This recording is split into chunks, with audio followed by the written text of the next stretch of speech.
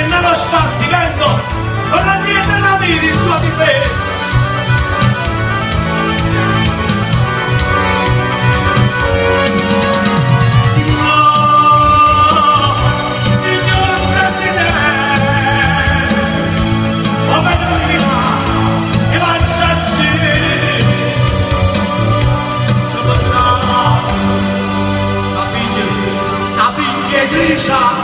Presidente sono copata e non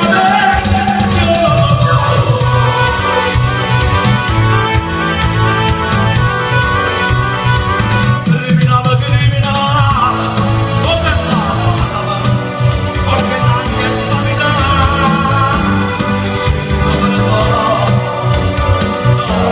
con la vita per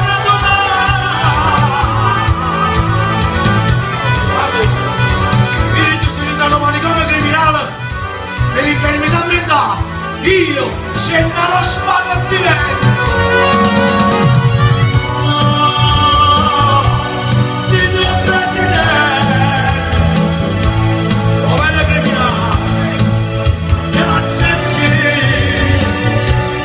si vuole salvare. La figlia di sangue, Presidente, io sono copato e non avevo.